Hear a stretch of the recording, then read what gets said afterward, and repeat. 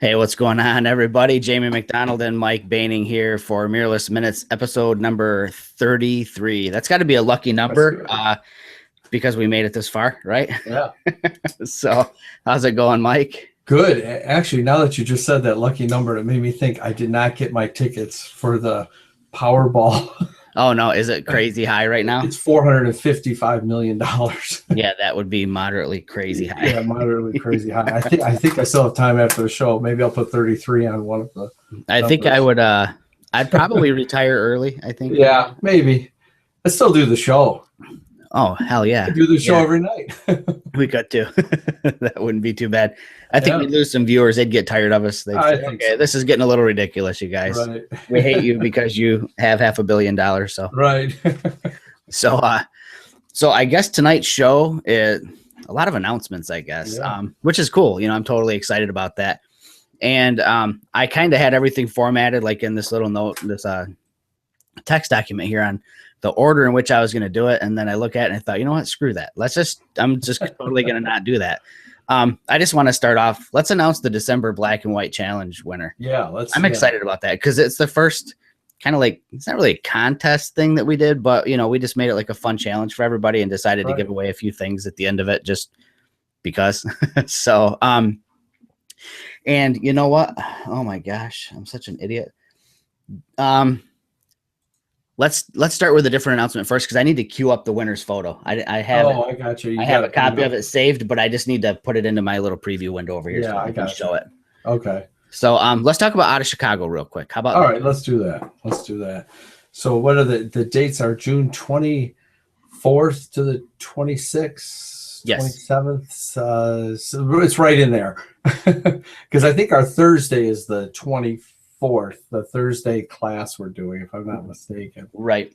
And I can actually let's get exacts here because I know we're on live and you can tell we are truly live. The 23rd is the Thursday. So it's a 23rd, 24th, 25th, 26th. But I think the actual conference is 25th, 26th. Yes. Yes. Right. And those days prior are like the longer workshops, the 4 to 8 hour workshops that people are given. And that's one of the ones we're doing together the first night. Yeah. And it's good to mention that too, you know, that that prior to the official, let me hit my mic stand here, prior to the big official segment of the event or the conference, there's a lot going on. Right.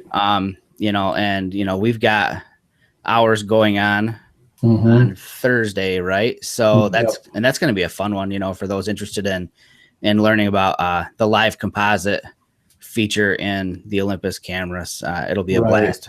You know, we start off in the classroom and right. And I think this one's even going to be even sharper because we're going to get into it from, I mean, the very, very beginning in your menus, where you set, what's the best way. We'll talk about composition. It's I think he has us down for 4 hours. I'm pretty sure we're going to end up going 5. Oh, yeah. We're going to stay out shooting more because it gets darker later. Right. And Chicago revs up as the later it gets. It doesn't calm down. So there'll be a lot more traffic the later it gets at night. I think that'll be, that class. And then this year we've got some, sounds simple, but it's that simple plug-in to the side of the camera so we can display it on the screen now. That's going to make a little bit of difference so everybody can actually follow along instead of us trying to hold a 3-inch screen to a whole room. Right. We'll have it displayed. But, and I think the learning about the composition and just some of the fun tricks that you could do even with live composite out there, like that push-pull focus. Right. And sometimes to do that. And I think we'll take it won't be about star trails so much. It'll be really about the whole urban way of doing live composite. Exactly. Like the conference. Yeah. I mean, there's probably a good chance that maybe we'll bring a pixel stick or two. And we could mix that in there as well. So, get some, we've got some ideas brewing here. So yeah, I think we'll have fun. So that's Thursday night. Yeah. I know the conference kicks off on Friday night with Rick Salmon's doing the keynote speech. Yes. Correct. Yep. And then after that, they're doing a huge photo walk. Anybody that's there can go out and photo walk the city. I think we're going to be, I don't think we've necessarily got the areas that we're going to go to yet. That's where I took it. Yeah. But there's, all of us are going to be, as far as instructors, positioned somewhere out in the city. And there'll be people leading just a fun social walk for, I'd say, a couple hours. Yeah. And, and I'm sure we'll end up somewhere at some bars where it'll end up being right. Yeah. after a couple of pictures, usually. And then Saturday's the classes. Yeah. Yep. And then the rest of the photo walks. But boy, the people this year, I was there the first year as an attendant. Last year, you and I were there doing instructing, but this year, this thing has taken on a whole nother life of its own. I mean, besides some of Rick Salmon, you got Frederick Van Johnson, Derek Story, Brian Peterson. I mean, you've got guys that are just, all over the web. Yeah. And great instructors to be able to get a chance to actually do photo walks with every one of them.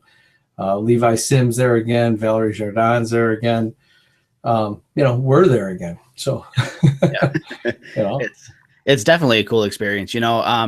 It's funny because, you and I are, it sounds weird to even say it, but like in the industry, for, as odd as it feels to me to be like a part of something bigger than just an independent guy shooting. Right. It was still like a starstruck moment to be there and just see all these people that you see online, that they're well known and they're great photographers, they're talented artists and great presenters and educators and just fun people. But you don't know that they're fun people until you get to an event like this and you can talk to them and you realize, oh my gosh, these people are so cool and they're so down to earth and they're fun. And it's like that for everybody. It's not like you or I have like custom access to everybody. Any of the attendees, it's just like, it's like a big hangout. It's really, awesome. It really is. It is. It's like it's like a big social hangout, like you're just chilling with everybody for the weekend. Yeah. And, I mentioned you saying that other thing we're doing new this year, and we can talk about what we're going to do in a couple of weeks with Chris from out of Chicago, but we're on a board, you and I, on the State of Mirrorless. Yeah. I'm excited. And that's going to be cool. So that's going to be like I'm sure a board that we're going to talk about, where we think mirrorless is going, what are some of the new, inventions or, developments that are coming. And it's you and I, Derek Story's on there, Matt Koslowski, I can't say his name right, from On One, I'll just say that. And, Matt Koslowski. Van Johnson's on that board. Yeah, it's... and then is it Ron Pepper's on there? Yeah, Ron Pepper's on it as well. Yeah. So that'll be a fun talk. It certainly will. It goes. I mean, there'll be some decent, I think, back and forth. Oh, without a doubt, a doubt. Yeah. For sure. So I queued it up. I queued up our winner from the December W challenge that we put out there, and so Mike and I told Mike, I got a hold of him earlier in the week and I said, okay, it's crunch time. We need to pick a winner.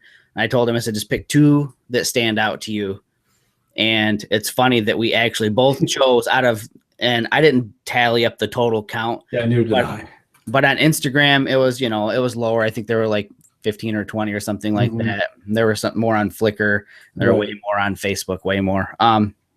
But we both actually had one in common, and to me, I think that speaks volumes about the work. And it was by Claire Gentile, and I hope that I'm pronouncing that right. Yeah, I think you are. It was cool. Claire was out there in New Jersey at my thing I did a few weeks back before Christmas. That's super awesome. That's so awesome. That's when I first got to meet her. So cool. So I'll share that photo really quick here.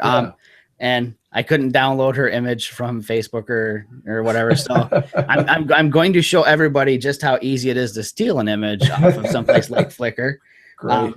So basically all I did was I did a screen capture, and I could have screen captured the full thing and cropped it, but I'm not a jerk. So, but this is the image. And the reason it stood out to me is I'm a big sucker for strong lines in an image, especially in a black and white, some strong contrasty shape. and all the shadows, because of obviously the way physics and light work. The light source is the sun, which is framed in between those two trees, and because that light is casting the trees from the shadows from the trees, they all lead back to the brightest part of the image, which is where your eye would go anyways. They lead you right to that focal point, which is in, like, you know, that first third of the image. Compositionally, it's the bomb. I love it. Yeah. I think the like loneliness of it all, knowing how cold that was, and then how each of the bars of the shadows continue to go out to all the corners. There's something going on at every corner. Yes. You know, that brings you right back into the picture. There are no footprints in the scene. It's cool. I dig it. And the horizon line is about right in the center, which it's funny because if you if you follow rules, they say, well, don't put the horizon line right in the center of the image. And I'm one of those people that says rules, whatever. And she broke it to great effect. So congratulations, Claire. Thank you for participating. So I'll hold up a couple of things that I'm going to throw in the goodie bag. And this one might come in handy for when you were shooting that. And it's a Olympus beanie. Yeah. And it should keep your ears nice and warm, and it's loud and crispy. What you can't see, though, inside the bag is that actually inside of the beanie are speakers and a headphone jack, so you can plug it into your phone. And if you don't like that and you're like me, you just cut them out of the hat and just wear it as a hat. And I've also got an assortment of colors, not just this bright orange, but they're Olympus bandanas. Use them for whatever. Waxing your car. When I go urbexing, I wear them like a bandit, so that when I take selfies in places where I'm trespassing, I'm like the Olympus bandit, I guess. And I don't know if this is corny or cheesy to do this or not, but I'm going to send you one of my black and white images. It'll probably be like an 8x10 or just slightly larger size. And it'll just be simply mounted to foam core, ready to be put into a frame. I'm not going to choose a frame for you because it's not right to do, but it's a surprise which image I'm going to choose. But I think it's always fun to have other people's stuff hanging in your house. So hopefully you like the image that I chose. And I know Mike has a few things too. Yeah, I do. Just a couple things. One is from Peak Design, the clutch, to strap onto your camera. Of course, comes with all the Peak Design hookups there. So I think that'll be cool. If you're into Peak Design, that works great. And if you're not, put it on the camera and all of a sudden you'll be into Peak Design. Nice. And then got some assortment of, let's see if I can get some stickers here from one of the people that are now, we're part of, and they've done some support of us. So we're going to support them. And that's the Click Gear Clothing Company. And you can see that skeleton, and that's for a real urban photographer. I've got some stickers, some buttons and pins and stuff. We'll get that all out and send that out to you. Probably just email Jamie or I or something address. Yep. And I know Claire's. I've talked to her in the past. She's actually going to come out to Detroit when she had time. So I don't know if she's watching the show or not, but I know she'll contact us and we'll send something to her. Sweet. So. Yeah, that's cool. That was a great idea, and I think that we've got to come up with the next one, and it should be fun. Yep, to do that every once in a while. Kicking around a couple ideas for probably maybe the month of February. I'm thinking I've got a couple ideas, and I'll run them by Mike, and if he agrees, and we do it. If not, we'll come up with something else to do. But yeah, I want to kind of do this every couple of months, do some little giveaways and little challenges. So yeah, for sure.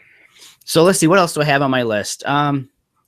Let's continue talking about like workshops, because, we've teased it long enough, that we're developing some sort of a schedule for workshops, and we've got a couple that we're going to do together. And then we both have some that we're doing apart from one another and with other people in other places. I mean, literally like from one side of the country to the other. So let's just talk about Philadelphia. How about that? So that's one that you and I are going to do together. Mm-hmm. Right now, tentatively set for Friday, July 15th into Saturday the 16th. Right. Yeah. And we'll probably, the big bulk of it will start on the morning of the 16th on Saturday, and it'll go all day and night. I will guarantee you will be tired and sore from walking, and plan on, doing some serious walking. I know the last time I think I walked the route here in Philly when I was with Victoria, I think we put 15 or 16 miles on that day. I don't know if we'll get that much in, but we'll get some in, and then all day into Sunday, about till 1 or 2, something like that, so everybody can get back home, or depending on where you're going. We'll have more information, obviously, with the details and costs and all that. We're putting that together right now, but I think this one will take you from city shooting, sunrise shooting. We'll do some old naval yard shooting, where it's sort of like the graveyard for the huge destroyers, and that's out there in Philly. In fact, that's where the hotel is right. It's actually the hotel's, I think it's the Courtyard Marriott Naval Yard, it's called. And then we'll do some great night shooting. I mean, just fantastic in Philly for live composite. Some definitely in the city, off some cool bridges that we know about. Heck, if you're crazy enough, you want us to take a picture, we'll take a picture. You can run up the stairs like Rocky and act like Rocky. We'll get some pictures of you.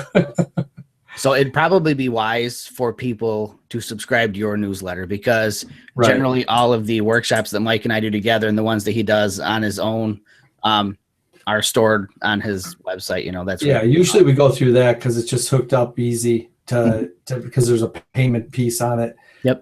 So if you just go onto my website at mikebaining.com, as soon as it pops up, the newsletter thing will pop up. Throw in your email. I can guarantee you I don't spam you with a lot, because I don't even know if I've put something out for 2 months. I think I put out a nice Christmas message, and that's about it lately. So I don't throw stuff out there every month. I don't sell your stuff. It's just not like that, So I think I did 5 or 6 newsletters last year, and that's about it. Join in that. That way you'll get the information quick as soon as we get it out. So that's the July one. Yep. And then we're talking about coming back on another one together for September? September, yeah. We haven't set a date yet.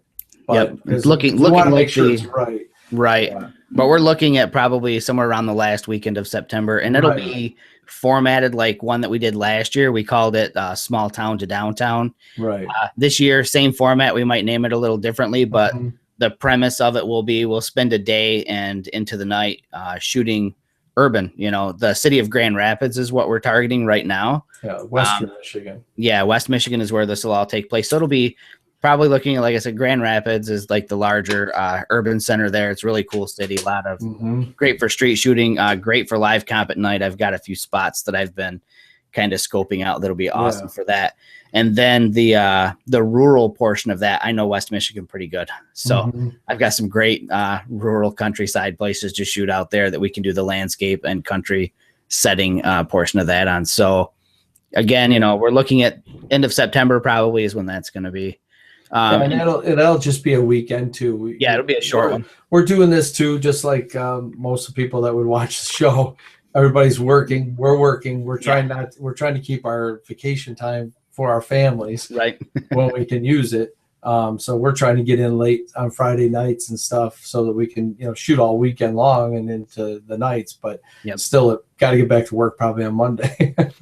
And then you've got one coming up in Toronto, correct? I do in August, and it is August, I believe. Here I am again with the dates, 19 and 20. But in Toronto, and if you're trying to think if Mike's going to be there. I'm doing Mike Mraz. I'm hoping I'm saying his name right. I've been calling him that. But he's also an instructor out of Chicago, and all you do is go on Mike's website or his blog that he writes and look at the places he finds in Toronto. He's not necessarily native from there, but he lived there for years. Talk about somebody who knows, he knows parking garages and he knows building structures, where to go to get just amazing shots of the city from an urban standpoint. So we're going to do some morning, afternoon, some street shooting in Chicago, probably hit the distillery, or not Chicago, Toronto. And then the nights are really going to be something because Toronto is it's such a huge glimmering city. So clean. There's no real grit there per se. Right. So it really is a sharp thing to do. And he's got some special spots I've seen some of the stuff he does. It blows me away because I'm thinking, I was there, and how'd you get there? He says, well, there's this parking garage, and I said, we got to do a workshop, man. So and that's what he does is a full-time job. He does architecture, photography, and works with clients. So he has a lot of access to different places. But that'll be actually it's the 20th and 21st of August. Sweet. In Toronto. So and more will be coming out about that. We were just talking some more today, and we'll get that soon. We're working on hotels right now. Oops. So now what's that? I keep hitting the stand for my. Oh, I thought that was the drum roll for the next workshop you're doing. Yeah, and then I've got one coming up in May with fellow trailblazer Alex McClure. It's going to be we're coming into Phoenix, but we're headed out into the mountains outside of Phoenix. That's going to be Friday, May 6th, and then everybody leaving and heading home on Monday, May 9th. The format of this is going to be we're staying up at it's this Nordic Center. It's at an 8,000 foot elevation up in the mountains, so the skies are just phenomenally crisp and clear. It's going to be a little chilly, so people that are coming will need to bring something warm to wear. But we have a couple of cabins that people can be renting out for the workshop, and then there are several yurts, which are just like a ginormous teepee type of structure. I thought that was an animal. Right? Yeah, no. At first, I thought, oh my God, what the hell is an yurt? I'll be photo sharing something that could probably be called a yurt, maybe. But so it's an astrophotography workshop. But during the day, if the attendees are all up for it and game for it, we're within an hour of the Grand Canyon or the Red Rock area of Sedona. Yeah. So we'll probably be doing day trips to those areas if people are motivated enough to go make the hour journey to do that. So during the day, Grand Canyon, Red Rocks, and Sedona. And then at night, Alex and I will be showing people how to do basically everything you need to know about astrophotography. So how to locate like the North Star so that you can get those concentric rings when you do long exposure star trails, how to locate and photograph the Milky Way, how to process the Milky Way, because it's easy to see in a dark area like we're going to be in. It's easy to photograph it, but to get those Milky Way photos like you see online where there's color to it and some substance, that takes a certain technique. So we're going to go over that in a post-processing class as well. And there's contingency plans for bad weather. If somehow mysteriously they end up with clouds in Arizona, which doesn't happen too often, we'll probably end up doing some light painting up in the mountains as well. So no matter what, it's going to be an incredibly great time. And like I said, that is Friday, May 6th through Monday, May 9th. And there'll be a link to all of these workshops we're talking about. They have links currently in the description of the show afterwards. So just check that out. So yeah, that sounds really cool. I mean, that one I was trying to actually see if I could swing a Arizona trip to work. Right, there you go. But unfortunately, I think I'm going to be in North Carolina, sort of the opposite side. Yeah. But yeah, that one, believe me, and it is, don't let the word Arizona fool you, because it is cool up there. Oh yeah, once you get up into the Phoenix. Yeah, once you get up in the elevation there, it's cool. Alex has advised me that, and the workshop attendees, that you'll want a winter coat, you'll want something to keep over your ears to keep warm, gloves, and a sleeping bag at night. So I'm excited. It's going to be a blast. Yeah, that does sound awesome. And I know besides that, we'll have. And these are kind of things that we're getting together on, but we'll have some day things around Michigan and Detroit too during the summer, without a doubt. Those are easier to plan and we can do them quicker. Yep. And just say, hey, got an open Sunday, let's go out and shoot 3-4 hours and try to get as many people in as we can. We want to do that and build it around Mirrorless Minutes and stuff like that. Yep. And I think some of those ones that Mike's talking about right now, the really quick day trip ones, where we all just kind of meet up and just those are going to be free. Yeah. There's not going to be no charge for those. The other ones that Mike and I are talking about, Toronto, Phoenix, Philadelphia, those ones, those are obviously, there's a lot of overhead to getting to those places and setting everything up. So those do have a fee with those, but the small ones, Mike and I talked about that at the end of last year. We really want to do some free ones and just kind of do the social thing with everybody. So Yeah, they're easier to plan, and they turn out being a bunch of fun at the same time. Yeah. You Yeah, know, exactly. You get to meet a lot more, a lot newer people that way too. Yep. So probably, I don't want to say for sure, but I would think when you're out in May, you might have that, like the next thing we're going to talk about. We're going to talk about something that might have been announced last night. Something big. Yeah, it was big. Yeah. Although for what it is, it's not as big Yeah. as like another brand's big. Right. So yeah, like the 300 millimeter f4. Right. That Olympus announced last night. Mike and I were actually lucky enough to get some hands-on time with it in Pennsylvania in November. Fellow trailblazer Peter Baumgarten, he had it for long enough to actually, he's a phenomenal writer. So he had it long enough to put together a great blog post, which the way he writes, how he probably did the blog post in an hour. It'd take me a week to write how he does. But Creative Island Photography, I'll link to his review of the lens, and you can see image sample shot with it. But just some quick information about that lens. And I'm not going to stand up and grab a 40 to 150 to show you, but it's going to be a little bit bigger than the 40 to 150 f2.8. Not monstrously bigger, but it is bigger. But we're talking a 300 millimeter f4, so a 300 millimeter prime.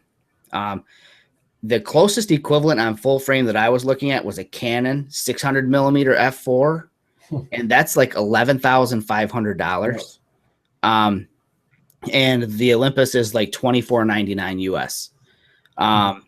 But some of the stuff you're looking at with that the Canon doesn't have is the lens has image stabilization built in. And everybody that listens to Mike or I or knows anything about the Olympus products knows that, that all these cameras have image stabilization in the body.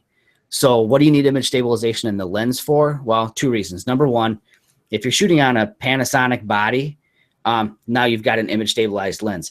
But if you're shooting on with the OMD EM5 Mark II or the OMD EM1, the image stabilization in the lens will communicate to the image stabilization in the body.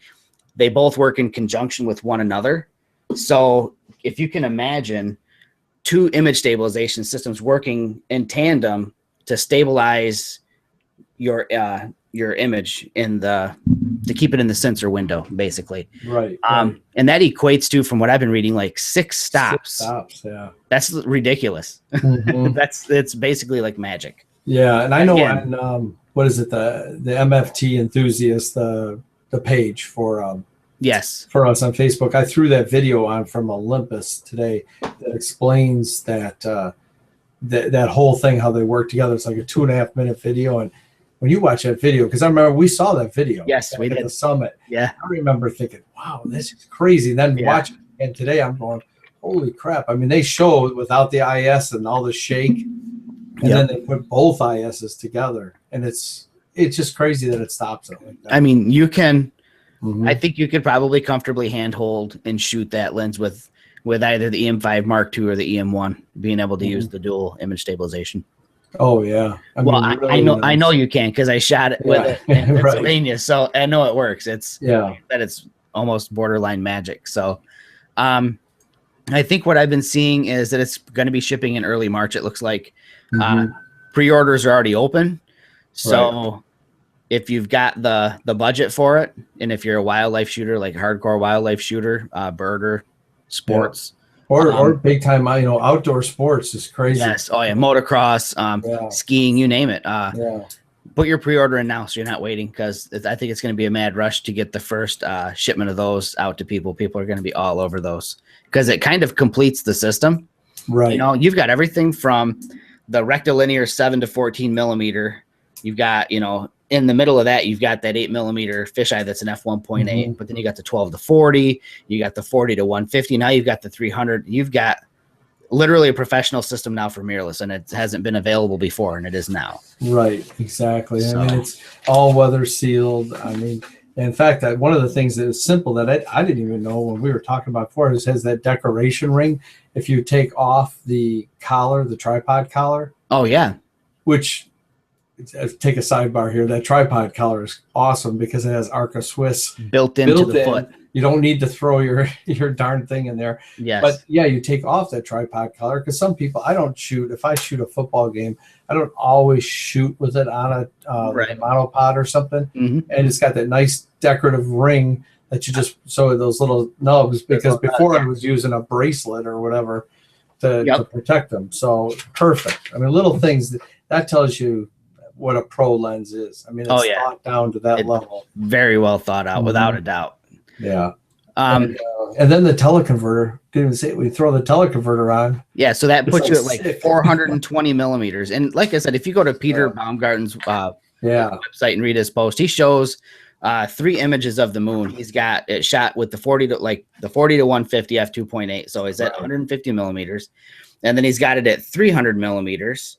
And then he's got it with the teleconverter on at 420 millimeters. And I'm pretty sure that those are uncropped images straight out of the camera. So you've got the moon at 150, you've got the moon at 300, then you've got the moon at 420. It's like, holy crap. I mean, it's so cool.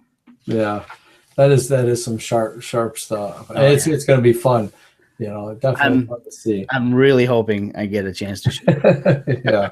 I know you are for sure. I've got a spot where there are some bald eagles that are nesting. I already figured it out that they're still there this year. So, you want to jump in to share some photos? It's been a little while since we've shared. Yeah, I know. Yeah, let's do that. You want me to go? Sure. Because mine are going to be quick. Only reason I even say that is because we just came off the Christmas holiday, and one thing I did do. Actually was not shoot that much. It sounds funny. I really spent some time with the family because I feel like I've been shooting everywhere in the world this year. So I spent some time with the family, but I did do a few things for sure. And one of them, this first thing here, is not a picture that I'm proud of the picture by any means, but I talked about just printing and archiving some of your favorite pictures from each year. And I try to do that every year. Still got a few more to go, but back in this box, I've got an actual, picture box. I've got acid, paper inside there, and you see my gloves for handling them. I really want this to be an archival piece that, year over year, I can have something to go back to. I mean, everybody's got great backup strategies, but it's something, and I know you know this too, Jamie. It's something about those prints when you hold them. Oh yeah, it's just a different world. So it's a lot of fun. I actually use an Epson P600 printer, which I just absolutely love. And, check that out sometime if you're looking for that. This next one has nothing to do with the watch. I've already shown this before. But again, this is one of those things where you're playing around. If you have a Mac and you have Pixelmator, this kaleidoscope thing. Okay, I started messing around. You got to find the right pictures for it. But you can see what this kaleidoscope does, and it's, I'm sure you can do this in Photoshop too, but Pixelmator for Mac makes it real easy to handle. And I can already see myself coming up with some different ideas down the road. And, in the winter, and maybe you don't want to get out every day, this is a good time to do it. And the next one here, this, of course, goes right along the beautiful urbexing, except these are things I went back and looked at. This is actually 2.5 years old.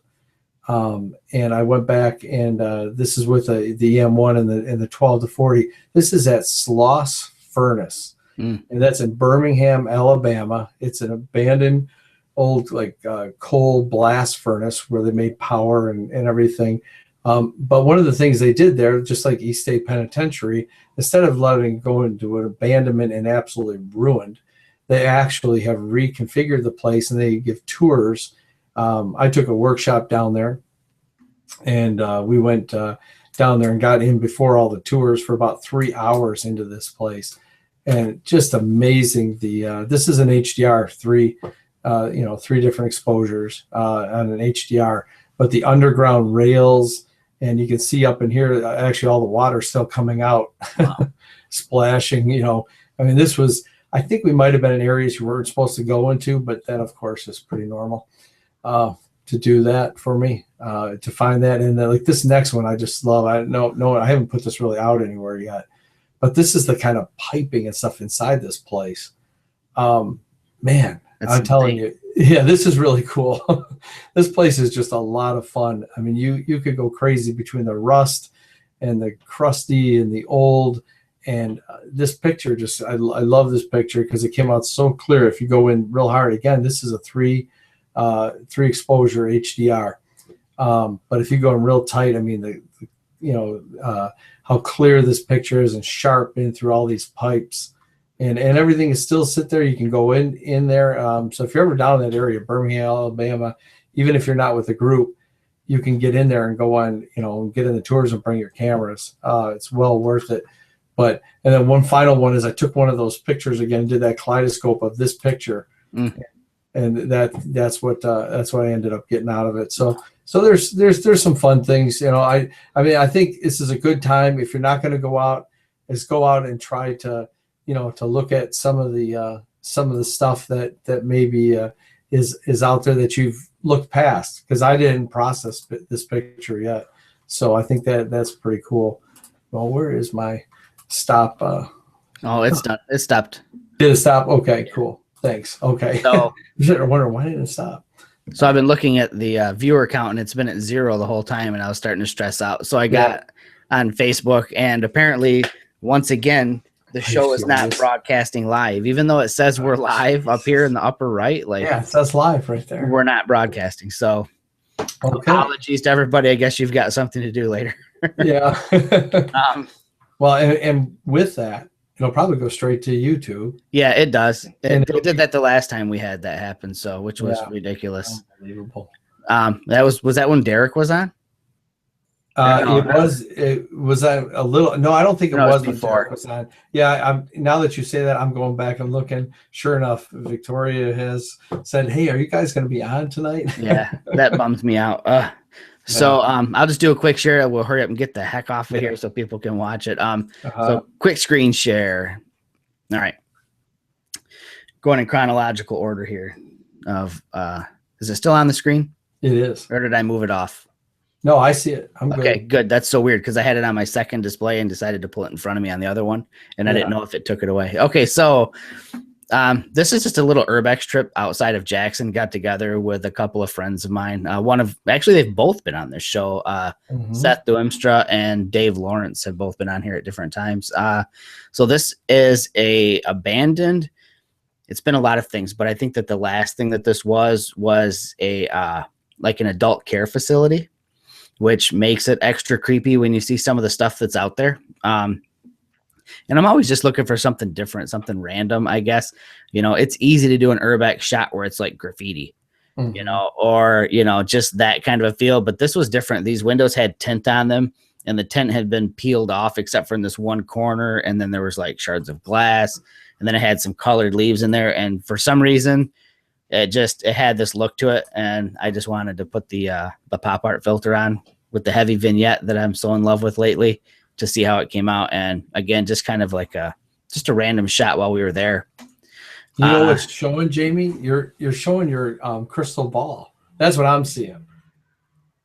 Really? The crystal ball one? Now there's your... Oh, okay. Okay, so there we go. So basically it's sharing the secondary display. Okay, so there we go. So there's the image that I was talking about. Okay, that looks a lot more like what you're saying. Yeah, it might make a little more sense. I was just talking really abstract before. So so here's the shot anyways. The next shot is of Dave Lawrence. He's one of the photographers. He's actually the guy who's got a hold of a couple of us and said, "Hey, let's go do this shoot." So we met up with Dave out there, and this was shot with that crazy little $25 CCTV lens that I got. That's why you get this kind of swirly look to the bokeh in the background. This building had a lot of holes in the roof, which of course offered like these great lighting opportunities. So again, this is Dave Lawrence.